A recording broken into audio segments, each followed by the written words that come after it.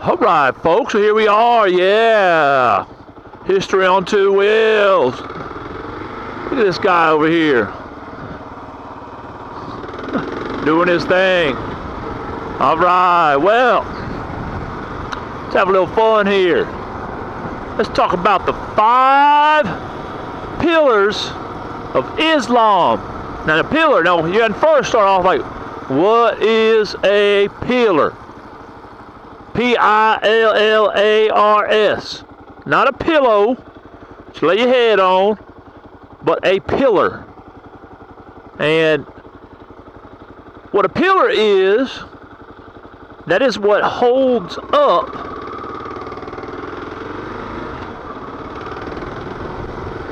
a roof, or holds up something that is very heavy. The pillar. So we're looking at the 5 pillars that every Muslim has to agree to do, or has to do to be considered a good Muslim. Why am I weaving? I don't know, because it's fun. Alright, so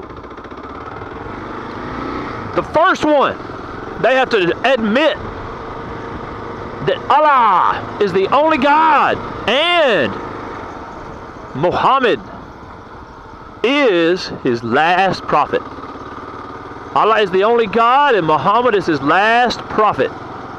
They have to say it. They have some phrase they say in the Arabic language that means just that Allah is the only God and Muhammad is his last prophet. Alright.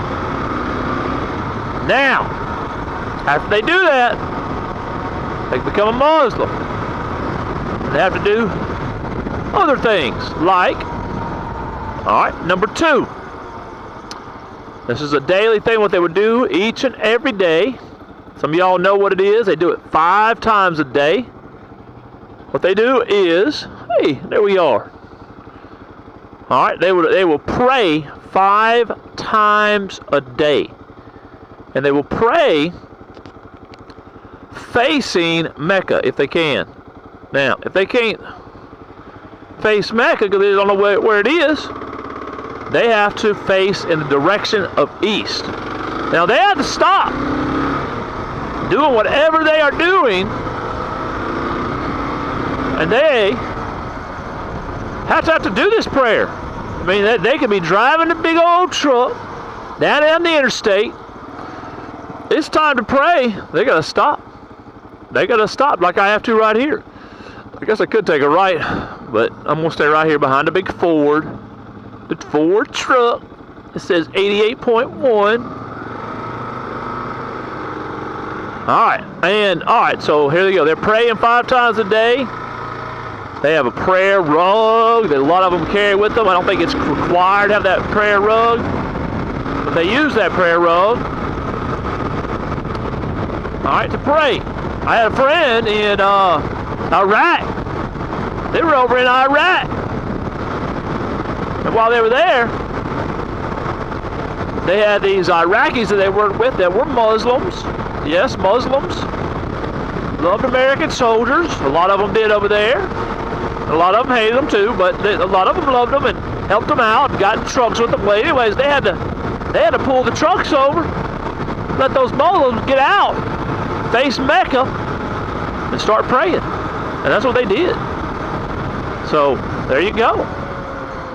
Now, 3rd pillar of Islam. Well, 3rd pillar. That's the 3rd one out of 5 of them.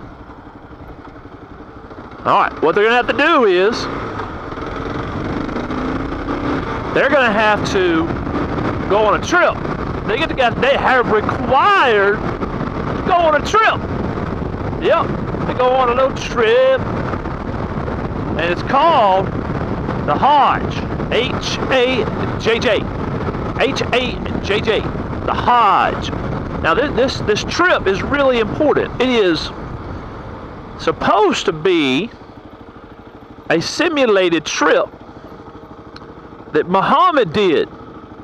Now Muhammad, he lived in Mecca and then he left and he went on a trip that was not the Hajj. He went on this trip called the Hijrah.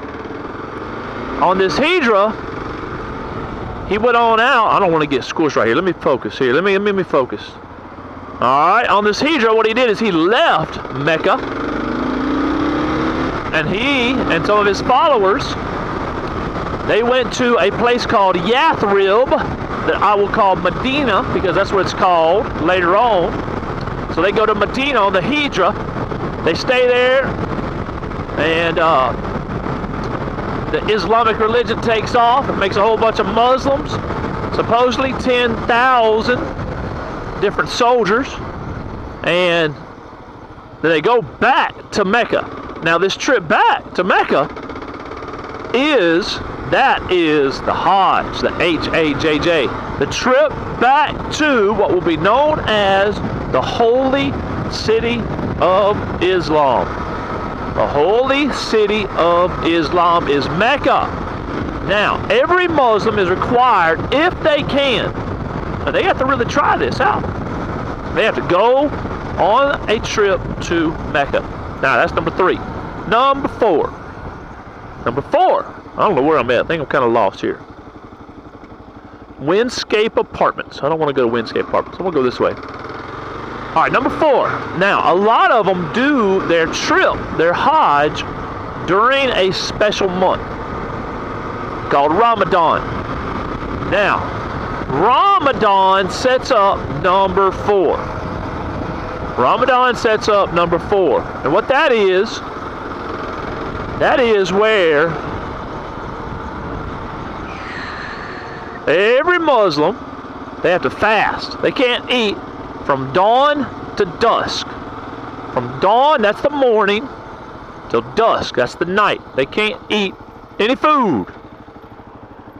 And then they're allowed a simple meal that night. All right, so there you go. They have to fast for an entire month during the month of Ramadan. And the month of Ramadan, it kind of switches around because the Muslim year is very different than our year.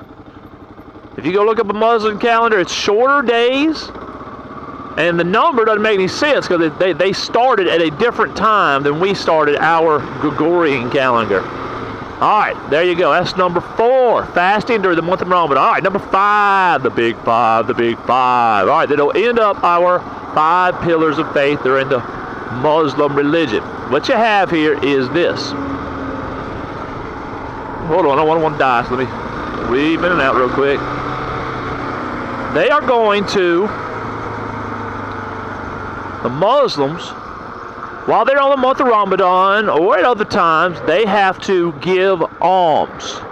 They are required to give to the poor. They're required to give to the poor. All right? Can you see yourself right there? Required to give to the poor. Now, they have to give alms, they're called, to the poor. A-L-M-S. Alms to the poor. Now, when you go during the month of Ramadan, you actually have poor people that will be lined up in certain areas, and that is their job. They are professional, I guess you could call them, or they are the poor people of the day, and they line up. Hello, everybody. And people come along that are on their Hajj during the month of Ramadan. They hadn't eaten very much. They start giving away their money. That's right, to the poor. And that is the 5 pillars of Islam. Hello, hello. All right. Well, the 5 pillars of Islam, every Muslim does it. Just like in Christianity, there's all types of things that Christians do. You could say the 10 Commandments. Be following some of Jesus Christ's teachings, like the Sermon on the Mount.